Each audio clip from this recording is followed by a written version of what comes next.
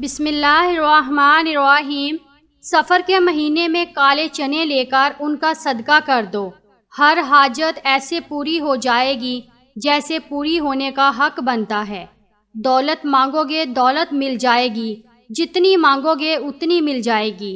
اور اگر آپ اپنے کسی مقصد میں کامیاب ہونا چاہتے ہیں تو کامیابی آپ کے قدموں میں ہوگی۔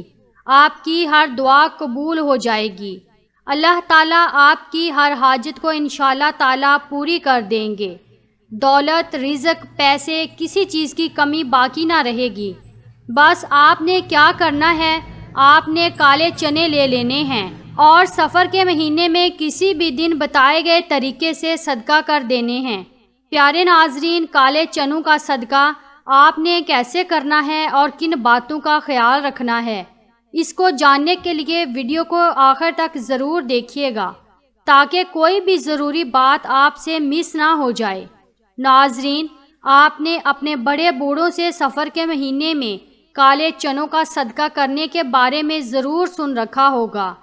پہلے تو سفر کے مہینے میں کالے چنوں کا صدقہ بہت زیادہ کیا جاتا تھا، لیکن آج بھی جو لوگ دین کا شعور رکھتے ہیں اور دین کو سمجھتے ہیں وہ سفر کے مہینوں میں کالے چنوں کا صدقہ دینا کبھی نہیں بھولتے۔ ماہ سفر کے علاوہ باقی جتنے بھی اسلامی مہینے ہیں ان میں سفید چیزوں کا صدقہ دینا سب سے زیادہ افضل رہتا ہے، لیکن سفر کے مہینے میں سفید نہیں بلکہ کالی چیزوں کا صدقہ دینا زیادہ افضل مانا جاتا ہے، کیونکہ سفر کا مہینہ باقی 11 مہینوں کی نسبت بالکل جدا ہے۔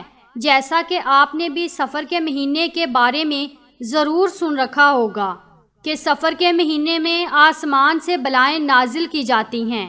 آسمان سے نازل ہونے والی یہ بلائیں جیسے ہی زمین پر اترتی ہیں تو یہ ایسے لوگوں کو تلاش کرنے لگتی ہیں جن پر یہ آسانی سے سوار ہو سکیں۔ اب جن لوگوں نے سفر کے مہینے میں صدقہ کیا ہوتا ہے اور خاص کر کالی چیز جیسے کہ کالے چنوں کا صدقہ کیا ہوتا ہے تو یہ بلائیں کسی بھی صورت اس شخص پر سوار نہیں ہو پاتی، لیکن ایسے لوگ جنہوں نے صدقہ نہیں کیا ہوتا یہ ان پر سوار ہو جاتی ہیں اور پورے سال کے لیے یعنی آئندہ سفر کا مہینہ آنے تک ان کے اوپر ہی سوار رہتی ہیں۔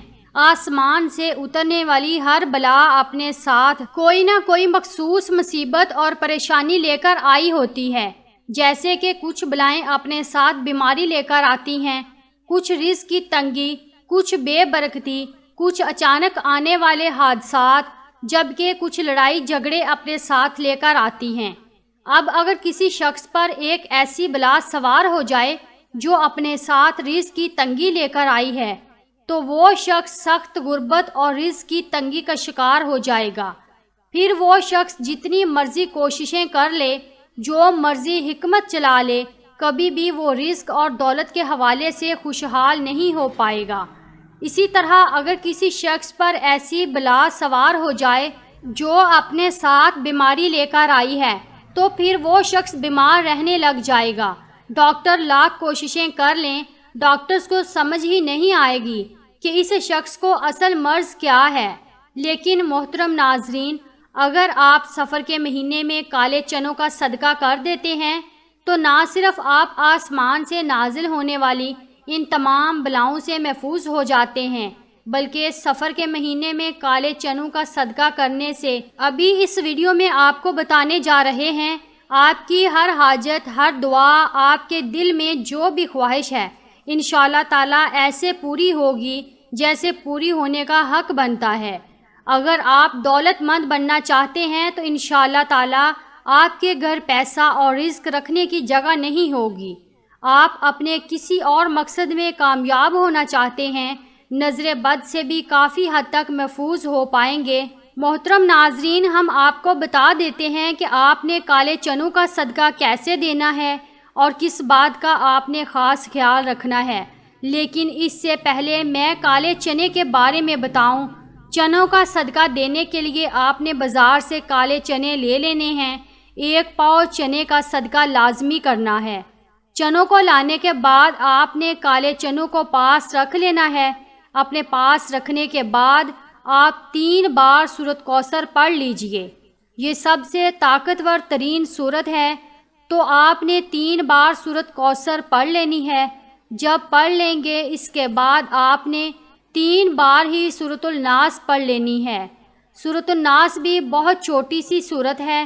جب آپ 3 بار سورۃ الناس پڑھ لیں تو اس کے بعد آپ نے آخر میں 3 بار ہی سورۃ فلق پڑھ لینی ہے۔ یہ بہت چھوٹی سی سورت ہے۔ محترم ناظرین، سورۃ کوثر کے بارے میں تو ہم آپ کو بتا ہی چکے ہیں کہ یہ قرآن پاک کی سب سے چھوٹی لیکن سب سے طاقتور سورت ہے، اور اس کی وجہ بھی آپ کو پتہ ہے، کیونکہ یہ اللہ تعالیٰ کی جانب سے نبی کریم صلی اللہ علیہ وسلم کو ایک تحفہ تھی۔